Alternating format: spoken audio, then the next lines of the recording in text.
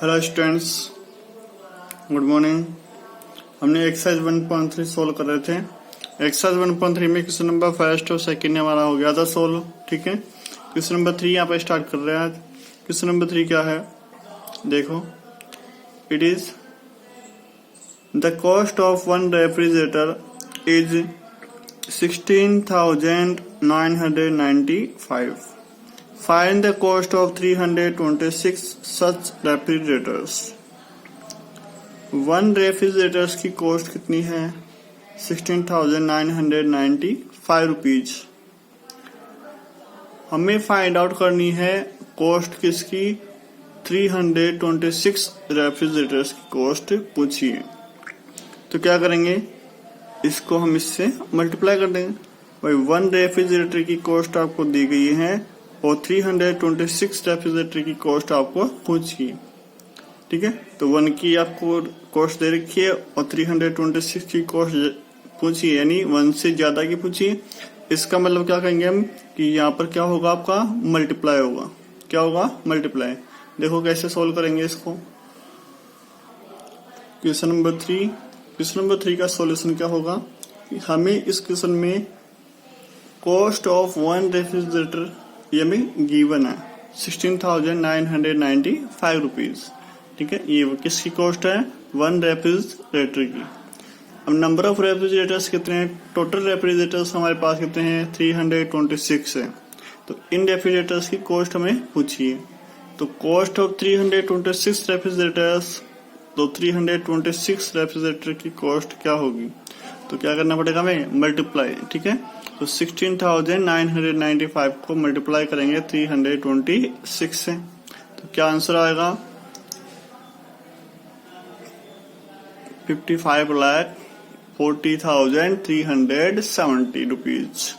ठीक है, इसका जो मल्टीप्लाई है हम यहाँ पे सोल्व कर सकते हैं। ठीक है, आपको यहाँ पे आंसर लिखना है इसका। मल्टीप्लाई इधर सोल्व कर लेना, मल्टीप्लाई सोल्व करके आप आंसर इसका लिख सकते हो। ठीक है, तो इस प्रकार क्या करना है, क्वेश्चन नंबर 3 को सोल्व करना है। ठीक है, नेक्स्ट क्वेश्चन को देखते हैं। Question number 4। क्वेश्चन नंबर 4 क्या है? The cost of one sofa set is 29,980 rupees. Find the cost of 135 such sofa set. One sofa set है, वन सोफा सेट, इसकी जो कॉस्ट आपको दे रखी है कितनी? 29,980 रुपीज। ये वन सोफा सेट की कॉस्ट है। Find the cost of 135 sofa set. तो इस प्रकार के 135 सोफा सेट्स जो हैं उनकी कॉस्ट हमें पूछी है, फाइंड आउट करनी है। तो कैसे करेंगे? जैसे हमने क्वेश्चन नंबर 3 को सोल्व किया वैसे क्वेश्चन नंबर 4 को हम सोल्व करेंगे। ठीक है, देखते हैं क्या आंसर आता है। सोल्व करते हैं इसको एक भी। ये आपका क्वेश्चन नंबर 4। क्वेश्चन नंबर 4 में क्या क्या दे रखा है? Cost of one sofa set. One sofa set का जो कॉस्ट है वो कितना है? 29,980 रुपीज। ठीक है, हमें पूछा कितने का है? 135 सोफा सेट। तो कॉस्ट ऑफ 135 सोफा सेट की कॉस्ट पूछी है। तो क्या करेंगे हम, इस वन सोफा सेट की जो कॉस्ट है उसको नंबर ऑफ सोफा सेट से क्या करेंगे? मल्टीप्लाई। तो ये तो क्या वन सोफा सेट की कॉस्ट है, इसको मल्टीप्लाई कर दिया हमने number of sofa sets. Number of sofa sets कितने हैं हमारे पास? 135। तो 135 से मल्टीप्लाई कर दिया किसको? 29,980 रुपीज को। जब मल्टीप्लाई करेंगे यहाँ पर तो सोल्व करेंगे मल्टीप्लाई को, तो मल्टीप्लाई करने पर क्या आंसर आएगा हमारे पास? 40,47,300 रुपीज। ठीक है, तो ये आपका आंसर आ जाएगा। तो ऐसे क्वेश्चन नंबर 4 को सोल्व करना है। नेक्स्ट क्वेश्चन पे चलते हैं। नेक्स्ट क्वेश्चन क्या आपका? Question number 5। Question number 5 is to stitch a shirt 2 metre 25 metre cloth is required. यहाँ पर सेंटीमीटर होगा। क्या होगा? सेंटीमीटर। ठीक है, यहाँ पर सेंटीमीटर का लीजिएगा। क्या होगा? यहाँ पर सेंटीमीटर आएगा, मीटर नहीं आएगा। तो stitch a shirt 2 metre 25 centimetre cloth is required. ये कह रहा है कि हमें जी वन शर्ट, ए शर्ट का मतलब क्या हो गया? One shirt. ठीक है, तो वन शर्ट यदि हमें ठीक है सिलाना है, स्टिच करना है, तो क्या करना पड़ेगा हमें? 2 मीटर और 25 सेंटीमीटर क्लॉथ की लेंथ इतनी होगी, ठीक है, इतना हमें क्लॉथ चाहिए। 2 मीटर 25 सेंटीमीटर क्लॉथ चाहिए 1 शर्ट के लिए। हाउ मेनी मीटर्स, तो कितने metre cloth is required to stitch 154 shirts. तो 154 शर्ट्स स्टिच करने के लिए हमें कितना क्लॉथ चाहिए, ठीक है, कितना मीटर क्लॉथ चाहिए, तो वो हमें फाइंड आउट करना है। तो सेम वही है, ठीक है, इसमें जैसे मल्टीप्लाई किया इसमें मल्टीप्लाई, तो इसमें क्या करेंगे हम मल्टीप्लाई। लेकिन यहाँ पर थोड़ा सा डिफरेंट क्या है, डिफरेंट यह है कि यहाँ पे मीटर और सेंटीमीटर दोनों में वैल्यूज है। तो क्या करेंगे, इसको हमें इस जो नंबर्स हमें दे रखे हैं तो इस सेंटीमीटर को मीटर में चेंज करेंगे। मीटर में चेंज करने के बाद में ये टोटल वैल्यू किस में आएगी, मीटर में। जब टोटल वैल्यू मीटर में आ जाएगी तो इसको हमें मल्टीप्लाई करना है किससे, 154 शर्ट्स से, ठीक है। सोल्व करते हैं इसको। क्वेश्चन नंबर 5, क्वेश्चन नंबर 5 में क्या दिया हमें, required clothes for stitch a shirt. तो 1 शर्ट को स्टिच करने के लिए कितना मतलब क्लॉथ है वो रिक्वायर्ड है, 2 metre 25 centimetre. Number of shirts, हमें कितने शर्ट स्टिच करने हैं, 154 शर्ट स्टिच करने हैं। अब 154 के लिए कितना क्लॉथ है वो रिक्वायर्ड होगा, तो required cloth for stitch 154 shirts. So क्या करना पड़ेगा हमें, मल्टीप्लाई।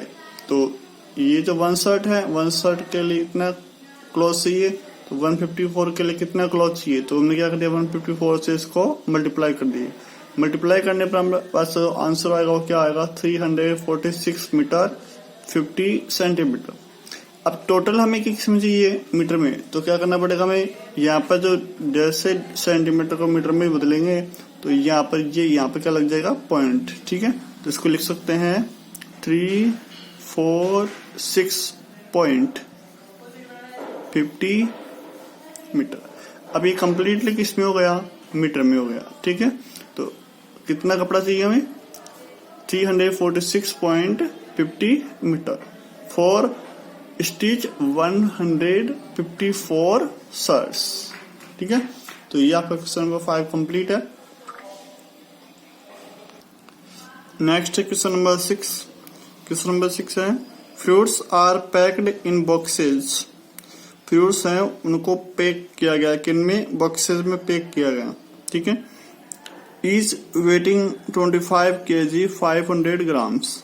जो 1 बॉक्स है, ठीक है, 1 बॉक्स, ईच का मतलब 1 बॉक्स, तो 1 बॉक्स का जो वेट है वो मैं दे रखा कितना, 25 kg 500 ग्राम। ये 1 बॉक्स में इतना क्या आएगा, फ्रूट्स आएंगे, 25 kg और 500 ग्राम फ्रूट्स आएंगे, ठीक है, 1 बॉक्स में। हाउ मेनी सच बॉक्सेज, तो इस प्रकार के कितने boxes can be loaded in truck. Truck में हम लोड कर सकते हैं, यहाँ पर रख सकते हैं, which can not carry beyond 6018 kg, ठीक है। जो क्या हो, can not carry beyond 6018 kg, जो वो 6018 kg से ज्यादा जो वेट है वो इससे ज्यादा नहीं ले जा सकता। यानी जो कह सकते हैं कि ट्रक की जो कैपेसिटी है वो 6018 kg है, इससे ज्यादा वेट उसके अंदर हम नहीं रख सकते हैं, ठीक है। तो मैक्सिमम जो वेट है वो कितना है उसका, 6018 kg के हम बॉक्स रख सकते हैं। अब इसके अंदर कितने बॉक्स रखे जाएंगे, 1 बॉक्स का वेट आपको दे रखा है, ठीक है। अब इतने वेट में कितने बॉक्स आपको रख सकते हैं, कितने बॉक्स रखेंगे जिससे इतना टोटल वेट कितना हो जाए, 6018 kg हो जाए, ठीक है। तो इसमें क्या करना पड़ेगा, हमें डिवाइड करना पड़ेगा। क्या करना पड़ेगा, डिवाइड, ठीक है। तो डिवाइड कैसे करेंगे, देखो ये kg में है, ये ग्राम में है और ये किलोग्राम में। तो इस वेट को देखो ग्राम में चेंज करेंगे और इसको भी क्या करेंगे, ग्राम में चेंज, क्योंकि जब यूनिट सेम होगी तभी हम क्या कर सकते हैं, डिवाइड कर सकते हैं। डिवाइड कब होगा, जब यूनिट सेम होगी, ठीक है। यदि हम इसको kg में चेंज करेंगे तो ये किस में आएगा, डेसिमल में आ जाएगा, और डेसिमल से आप डिवाइड नहीं कर सकते, ठीक है। तो इसके लिए क्या करना पड़ेगा हमें, इसके लिए हमें 25 kg को ग्राम में चेंज करेंगे, और ये ऑलरेडी किस में है, ग्राम में है। 6018 kg को किस पे चेंज करेंगे, ग्राम में चेंज करेंगे, ठीक है। और फिर हमें क्या करना है, डिवाइड करना है। क्वेश्चन नंबर 6 में क्या देखा हमें, weight of the each box का जो वेट है वो कितना है, 25 kg 500 ग्राम। तो 25 kg को यदि ग्राम में चेंज करेंगे तो पता कितना आएगा, 25,000 ग्राम आएगा। क्यों आएगा, क्योंकि 1 kg इक्वल टू कितना होता है, 1000 ग्राम होता है। 1 kg इक्वल टू 1000 ग्राम, तो 25 kg equal to 25,000 gram, plus यहाँ पे कितना है 500 ग्राम। अब दोनों टोटल कितना हो जाएगा, तुमने कहा 25,500 ग्राम क्या हो जाएगा, टोटल वेट हो गया। ईच बॉक्स का टोटल वेट कितना हो गया, 25,500 ग्राम। अब टोटल वेट ऑफ बॉक्सेज जिनको हम क्या कह सकते हैं, ट्रक में लोड कर सकते हैं। लोड करने के लिए टोटल बॉक्सेज का जो वेट है वो कितना है, 6018 kg किलोग्राम, ठीक है। इसको यदि ग्राम में चेंज करेंगे तो क्या करना पड़ेगा, वही 1000 से मल्टीप्लाई कर दिया। जब 1000 से इसको मल्टीप्लाई करने कितना आ जाएगा, ये आपका किस में आ गया, ग्राम में। किस में आ गया, ग्राम में। अब हमें क्या करना है, required boxes can be loaded in truck. तो ट्रक में लोड करने के लिए जो कितने बॉक्सेज हमें चाहिए, ठीक है, तो उसके लिए क्या करना पड़ेगा, हमें इस टोटल वेट में हम डिवाइड कर देंगे इसका, ईच बॉक्स के या 1 बॉक्स के वेट का। तो डिवाइड करेंगे तो हमारे पास देखो यह आ जाएगा आंसर। इसको इससे डिवाइड करें तो इसको हम ऐसे लिख सकते हैं फ्रैक्शन में। जब फ्रैक्शन में लिखेंगे तो क्या कर सकते हैं कि 20 से 20 कट हो जाएगी, कट बाई 20, ठीक है। जब 20 कट हो तो हमारे पास क्या बच गया, 60180, और अपॉन में क्या बच गया 255। तो ऊपर तो हमारे पास कितना है 60,180, और नीचे कितना है 255। तो इसमें हमें क्या करना है, इससे डिवाइड कर दिया। जब 60,180 में 255 से डिवाइड करेंगे तो हमारे पास आंसर क्या आएगा, 236 आएगा। कितना आएगा, 236। तो 236 का नंबर ऑफ बॉक्सेज है, ठीक। तो ये आपका क्या हो जाएगा, आंसर। समझ गए। तो ऐसे आप क्वेश्चन को सोल्व करना है, सेम। नेक्स्ट है question number 7। Question number 7 is a machine can produce 4826 screws in 1 day. 1 day में ए मशीन प्रोड्यूस यानी बनाती है, ठीक है, प्रोड्यूस करती है। कितने स्क्रू प्रोड्यूस करती है, 4826 स्क्रू क्या करती है, बनाती है, ठीक है। How many screw did it produce in year 2016। तो 2016 जो ईयर है उसमें कितने स्क्रू प्रोड्यूस करेगी, ठीक है। 1 डे में इतना कर रही है, तो अब तो कंप्लीट जो ईयर है 2016 उसमें डेज कितने होंगे, फर्स्ट ये हमें पता करना है कि डेज कितने होते हैं। तो पता है कि यदि ये क्या है, एक लीप ईयर है। अब लीप ईयर क्या होती है, जिसमें 4 से डिवाइड होता है। तो जिसमें 4 से डिवाइड है, इसमें यहाँ पर देखो लास्ट में हम कह सकते हैं 16 क्या होता है, 4 से डिवाइड है। तो 4 से डिवाइड है तो इसका मतलब ये क्या है कि लीप ईयर है। लीप ईयर वो होती है जिसमें क्या हो, 4 से कम्प्लीटली क्या हो, डिवाइड हो। तो ये 4 से कम्प्लीटली क्या डिवाइड है, इसमें क्या हो गया, ये लीप ईयर जो होती है ना उसमें 366 डेज होते हैं। कितने डेज होते हैं, 366। और अदर जो सिंपल जो ईयर होती है उनमें कितने डेज होते हैं, 365 डेज होते हैं, ठीक है। यानी लीप ईयर में 1 डे एक्स्ट्रा होता है, 1 डे एक्स्ट्रा होता है, ठीक है। तो 366 डेज हमारे पास आ गए किसमें, इस 2060 ईयर में। If 65 holidays were there in year 2016, 2016 में जो हॉलीडे थे, तो हॉलीडे को मशीन जो है वो क्लोज थी यानी बंद थी, तो उस हॉलीडे के दिन क्या नहीं किया, स्क्रू प्रोड्यूस नहीं किया गया। तो क्या करना पड़ेगा हमें, तो 366 जो डेज थे उनमें से 65 को क्या करेंगे, माइनस करेंगे। तो 65 को माइनस करेंगे तो जो क्या हो जाएंगे वर्किंग डे हमारे पास आ जाएंगे। क्या आ जाएंगे? Working day. मशीन जो है वो कब कब प्रोड्यूस करी, कितने दिनों तक उसने काम किया, तो वो वर्किंग डे आपके पास आ जाएंगे। कब आएंगे? जब हम टोटल डेज में से इन हॉलीडेज को क्या कर देंगे? माइनस। ठीक है, तो मेरे पास क्या आ गई? Working day. वर्किंग डे जैसे आप स्कूल में आते हो, प्रेजेंट होते हो, तो प्रेजेंट और एब्सेंट और हॉलीडे जो होती है, तो हमने कहा कि मंथ में कितने आप प्रेजेंट रहे, तो प्रेजेंटिंग जो होती है वो नंबर ऑफ प्रेजेंट कैसे फाइंड आउट करेंगे? टोटल डेज में आपने जो हॉलीडे किया उसको क्या माइनस कर देंगे।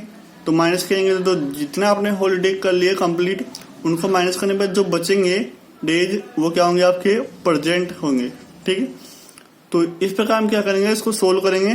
फिर हमारे पास जो वर्किंग डे आएंगे उन वर्किंग डे को क्या करना, हमें इन स्क्रू से मल्टीप्लाई करना। वो वन डे में इतने बनाते हैं, तो जो वर्किंग डे होंगे टोटल उनमें कितने ये स्क्रू प्रोड्यूस होंगे। क्वेश्चन नंबर 7 में क्या कह दिया हमें? गिवन क्या है?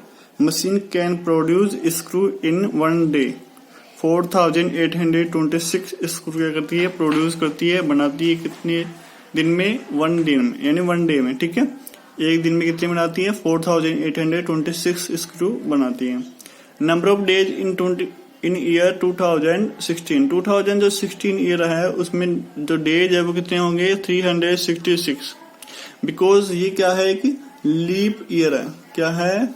Leap year. और लीप ईयर में कितने डेज होते हैं? लीप ईयर में कितने डेज होंगे? 366 डेज। और सिंपल जो ईयर होती है उसमें कितने होते हैं? 365 days. Number of holidays in 2016, तो 2016 जो ईयर थी उसमें जो हॉलीडे थे वो कितने थे? 65। तो हम कह सकते हैं नंबर ऑफ वर्किंग डेज, तो वर्किंग डेज जो हो कितने होंगे? तो इसमें से हमने क्या कर दिया? इसको माइनस कर देंगे। तो टोटल जो डेज है उनमें से हम हॉलीडे को माइनस कर देंगे, तो क्या आ जाएंगे हमारे पास? वर्किंग डे, यानी जो मशीन है वो कितने दिन वर्क कर रही है। तो कितने दिन वर्क किया उसने? 301 डेज। 301 डेज उसने वर्क किया। अब इन 301 डेज में उसने कितने स्क्रू प्रोड्यूस किए? तो हमने क्या कर दिया? मल्टीप्लाई कर दिया। 4826 को मल्टीप्लाई कर दिया 301 से। जब इससे मल्टीप्लाई करें तो हमारे पास आंसर क्या आएगा? 40,52,626 स्क्रूज। ये आपका क्या हो जाएगा? आंसर हो जाएगा। आपको इसको मल्टीप्लाई करना ही यहाँ पर। ठीक है, मल्टीप्लाई करके आप आंसर चेक कर सकते हैं कि आपका आंसर ये आना चाहिए। ठीक है, तो इस प्रकार आपको क्वेश्चन नंबर 7 को सोल्व करना है अच्छे से, और मल्टीप्लाई आपको सेल्फ सोल्व करना है। इधर जहाँ पर आपको मल्टीप्लाई ऑप्शन दे रखा है वहां पर आपको मल्टीप्लाई सोल्व करना है।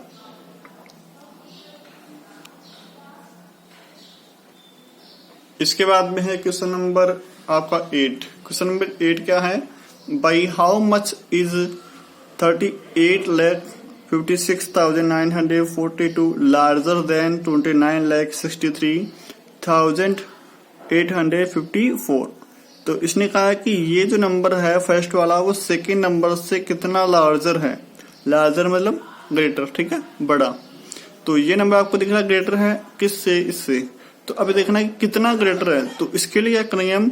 इस ग्रेटर नंबर में से स्मॉल नंबर को माइनस करना। आपको क्या क्या फाइंड आउट करना है? डिफरेंस फाइंड आउट करना है यहाँ पर।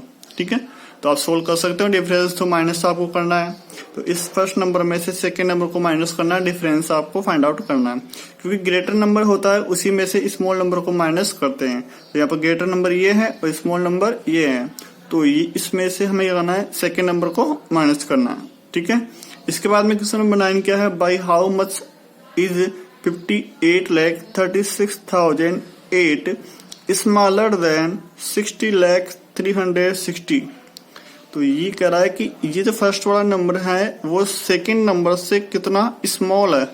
स्मॉलर का मतलब छोटा है। ठीक है, तो कितना छोटा है? तो इसके लिए क्या करना पड़ेगा? हमें डिफरेंस फाइंड आउट करना पड़ेगा कि इन दोनों के बीच का डिफरेंस जो होगा वो उतना ही क्या होगा? छोटा होगा। तो हमने क्या किया? इस ग्रेटर नंबर ये है और स्मॉल नंबर ये है, तो वही डिफरेंस करेंगे। ग्रेटर में से हमें स्मॉल नंबर को क्या करना है? माइनस करना है। तो दोनों में भी क्या करना है? ग्रेटर में से स्मॉल नंबर को माइनस करना है। तो आपका ये क्वेश्चन क्या हो जाएंगे? सोल्व हो जाएंगे, आपके आंसर हो जाएंगे। ठीक है, तो केवल क्या करना है? इन दोनों क्वेश्चन से आपको ग्रेटर में से स्मॉल नंबर को आपको क्या करना है? माइनस करना है, डिफरेंस फाइंड आउट करना है। तो इस प्रकार आपकी क्या हो गई है, एक्सरसाइज 1.3 कंप्लीट हो गई। तो आप इसको सोल्व करेंगे अच्छे से। कोई प्रॉब्लम हो तो कमेंट में, ठीक है, मैसेज कर देंगे।